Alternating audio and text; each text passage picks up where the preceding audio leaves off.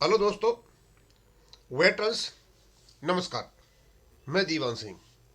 आपको पता है, ये काफ़ी दिन से अपना रेगुलेशन हो, चाहे सेटलमेंट 1993 का हो, चाहे स्मॉल कमेटी की रिपोर्ट हो, उन पर लीगल इंटरप्रिटेशन करता रहूं। आपको पता होगा कि AIBRF ने पार्ट 2 एक लीगल कमेटी बिठाई थी 3 मुद्दों पर: एक्सग्रेसिया पर, पेंशन अपडेशन पर और रेगुलेशन 35.1 पर। उनकी रिपोर्ट आ गई। उस पर एक वीडियो मैंने बना भी दिया था, जहां उन्होंने ये कह बैठे कि जो एम्प्लॉय है वो वर्कमैन नहीं रहता, इसलिए उसके कलेक्टिव बार्गेनिंग राइट्स खत्म हो जाते हैं। मैंने कहा था कि इसका मतलब ये हुआ कि आप 2015 में IBH 2015 का जो रिकॉर्ड नोट है उसका समर्थन कर रहे हो। और काफी डिटेल में मैंने बताया। ये IBA की लीगल कमेटी की रिपोर्ट है।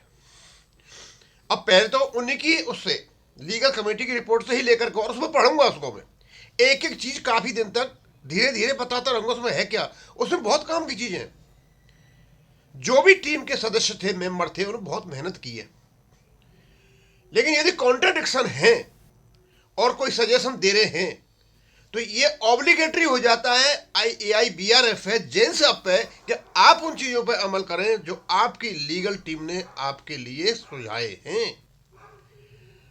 और जो कुछ वहां कह गए हैं और जो कुछ ये सुझा रहे हैं, उनमें यदि कॉन्ट्रडिक्शन है तो इसका मतलब इस रिपोर्ट को किसी ने विसीट किया है, किसी ने प्रभावित किया है। अब पहली बात तो एक वर्कमैन नहीं रहते एम्प्लॉय, इसलिए वो कलेक्टिव बार्गेन का राइट खो देते हैं। यानी अब जो मैं पढ़ने जा रहा हूं, कलेक्टिव बार्गेनिंग क्या है? यूनियन बना करके लेना। अब इसका मतलब 2015 का जो रिकॉर्ड नोट था उसमें क्या कहा गया था?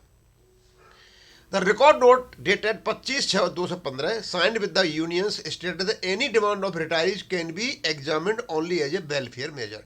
यदि रिटायरीज की कोई डिमांड है तो एज ए वेलफेयर मेजर समझा जाएगा उसको। अब मुझे पता नहीं पेंशन को वेलफेयर में समझते कि नहीं समझते। बेस्ट तो उन्होंने अपनी डेफिनेशन में या जो एक्सप्लेनेशन में पेंशन को वेलफेयर मेजर समझ रखा है। As as contractual relation does not exist between banks and the retirees, क्योंकि बैंक और रिटायरीज के बीच में कोई कॉन्ट्रेक्चुअल रिलेशनशिप नहीं है। जो खत्म कर दिया ना पहले कि एम्प्लॉय जो है वर्कमैन नहीं रहते, तो यहां से खत्म कर दिया। और 2015 में उसको खत्म करने के लिए ये 2015 में IBA का और UFBA को एक रिकॉर्ड नोट आया था। इसका मतलब आपका वर्क इसको समर्थन करता है। The statement is totally against the established relationship between the retirees and the banks and can not legally extinguish the rights because of the following reasons. अब कहते हैं कि जो रिटायरीज हैं उनका संबंध खत्म नहीं होता, ये अपना उसका कहते हैं। पहले तो IBA कहते हैं कि भाई इन्हें खत्म कर दिया, ये कहते नहीं हो सकता, तो वहां कुछ रीजन दे रखे, ये काम होते हैं, ये काम होते हैं, ये काम होते हैं, वो तो सही है, रिलेशन खत्म नहीं होती। अब इन्होंने क्या किया? Retirees have a legal right to dialogue. Retirees का लीगल राइट है डायलॉग के लिए। अब इनसे यह पूछा जाए, जब आपने कलेक्टिव बार्गेनिंग राइट्स को खत्म कर दिया अपनी ओपिनियन से, तो क्या एक एक रिटायरीज का अधिकार बन जाता है? एक एक रिटायरी जाएगा IBA के पास या कलेक्टिवली जाएंगे? अब ये समझ में नहीं आ रहा कि यहां लीगल राइट भी है और ऊपर उन्होंने खत्म भी कर लिया। तो कहते हैं रिटायरीज दो no longer employ remain stakeholder scheme periodically modified by IBA excluding them from consultation while altering rights based on them is arbitrary against the principle। अब यहाँ कहते हैं वो कि जो IBA कोई स्कीम मॉडिफाइड करता है, कुछ भी करता है, स्कीम में उसका हिस्सा होता है, वो लीगल राइट रखते हैं। यानी इनकी कॉन्ट्राडिक्टरी जो है कुछ भी है।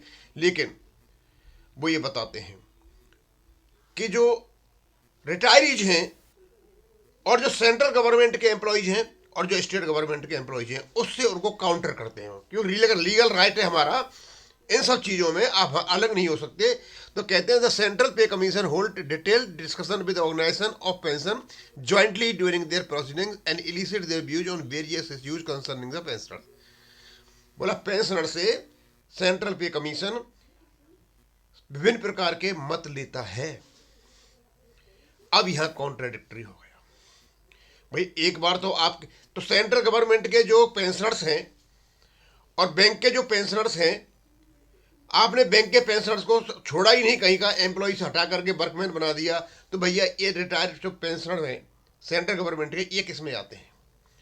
इनका रिलेशन कैसे हो गया? लेकिन आपने उसको लिया कि भाई वहां रिलेशन होता है तो यहां भी होना चाहिए। इसका मतलब यहां आप आईबीए का जो रिकॉर्ड नोट है उसको आप काउंटर कर रहे हो, लेकिन खुल करके कह नहीं पा रहे हो, डर लग रहा है। अरे खुल के कहो ना, जैसे ऊपर कहा है कि रिटायर्ड एम्प्लॉय नहीं रहते, ऐसे खुल के कहो कि वेंकटाचलम जी, आपने और यूएफयू के कंस्टिट्यूट ने 2015 में जो रिकॉर्ड नोट में नो कॉन्ट्रैक्ट लाइबिलिटी का क्लॉज डाला था वो गलत है। नाम लेके नहीं कह सकते हो, क्यों डर लगता है आपको? लेकिन एक बात का मैं जरूर कहूंगा, आपकी जो रिपोर्ट है वो काफी मेहनत से बनाई हुई है और उसमें बड़ा मैटर है। और मैं चाहूंगा उस मैटर को शायद सेवाराम भी थोड़े पढ़ लें, क्योंकि उसमें काफी ऐसे केस दे रखे हैं तो उनका जिक्र आता रहेगा जो बड़े काम के हैं। अच्छा, कहते हैं फिर this statement is totally against the establish relationship between the retirees and the banks. और ये स्टेटमेंट रिटायरीज और बीच में एकदम इनकरेक्ट है।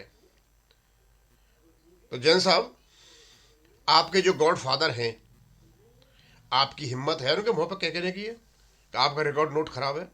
आपने रिकॉर्ड नोट क्यों लाए 2015 में? आप नहीं कहोगे। या तो आपको डर लगता है या आप चापलूसी करते हो। Can not be legally extinct retire right because of the following reason. वो रीजन तो आए थे वो आगे सारे। अच्छा, उसके बाद कहते हैं वो similar is the situation with state government retirees. State government के रिटायरीज और सेंट्रल गवर्नमेंट के रिटायरीज, जब इनका पे कमीशन बैठता है तो उनसे वार्ताएं होती हैं, तब उनके राइट डिसाइड होते हैं। ये बैंक में ऐसा क्यों है कि रिटायरीज को पूछा ही नहीं जाता? Parliamentary committee recommendation on dialogue with retirees, और पार्लियामेंट्री कमेटी ने भी ये कहा है कि रिटायरीज के साथ में डिस्कशन कंसल्टेशन किया जाए। यानी आपने ये माना कि 2015 में ये आपके महापुरुष जिनको हम वेंकटाचलम कहते हैं, आईबीए के साथ मिलकर के नो कॉन्ट्रेक्चुअल लायबिलिटी का जो क्लोज लेकर के आए थे वो एकदम अनकॉन्स्टिट्यूशनल, अनलॉफुल, आर्बिट्रेरी है। आपने घुमा फिरा करके कह दिया। अच्छा, अब आपने सारी बात कहने के बाद, क्योंकि आपकी ये लीगल ओपिनियन है, ये क्योंकि आपकी लीगल ओपिनियन कॉन्ट्राडिक्टरी हो रही है। यदि ये पहले नहीं कहते कि रिटायरीज का अधिकार नहीं है, वर्कमैन नहीं रहते, तो शायद आप पर यह अटैक नहीं होता कि आप क्यों रिटायरीज का ऑर्गेनाइजेशन बना करके बैठे। इसको खत्म करो। आप खुद ही कह रहे हो, फिर सिंगल जाने दो। जैन साहब क्यों यहां पर क्या नाम है बन के बैठे हुए जनरल सेक्रेटरी? ऑफिस पीरियड क्यों है आपके उसमें? ईआईबीआर क्यों बना हुआ है? लेकिन ये वाक्य आपने डाला किसी मजबूरी में, लेकिन साथ के साथ इसको आप काउंटर भी कर बैठे।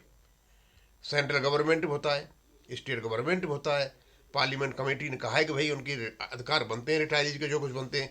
अब इनके लिए आपने कुछ उपाय सुझाए।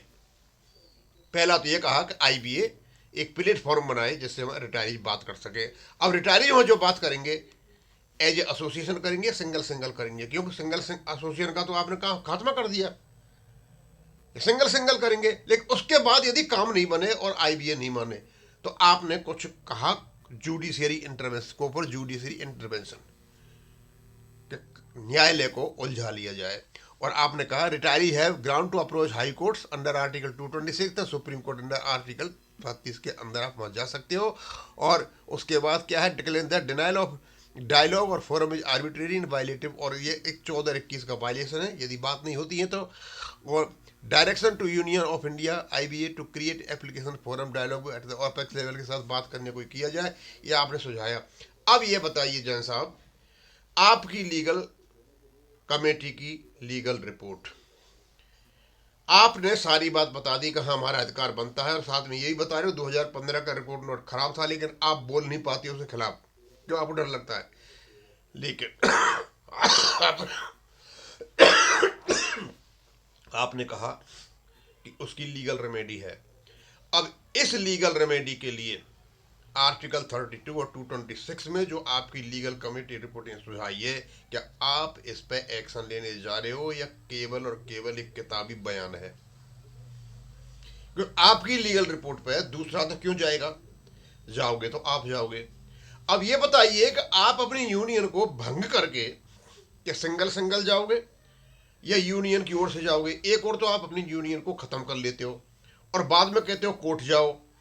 अब हम जैन साहब आपसे यही रिक्वेस्ट करेंगे, लंबा हो जाता है वीडियो, कि आपकी लीगल कमेटी की रिपोर्ट के अनुसार आप पेंशनर्स के हकों के लिए आर्टिकल 32 और 226 में आप कोर्ट जाइए। नहीं जाते हो तो फिर हम समझेंगे कि आपकी लीगल रिपोर्ट एक झूठी रिपोर्ट है। और वैसे मैं बता दूं, इन्होंने कुछ भी कहा, लेकिन उस रिपोर्ट में ऐसे ऐसे कुछ केसेज हैं जो शायद हमारे सिंगला साहब वाला जो केस चला हुआ है उसमें लड़ाई में काम आएंगे। और ख़ास करके उसमें 56, और मैं जब 56 का बनाऊंगा वहाँ कोई केस का एक जिक्र जो किया है आपकी लीगल कमेटी रिपोर्ट ने, बहुत ही उपयुक्त केस है वो। मैं चाहूँगा सेवाराम जी उसको पढ़ें। थैंक यू, धन्यवाद।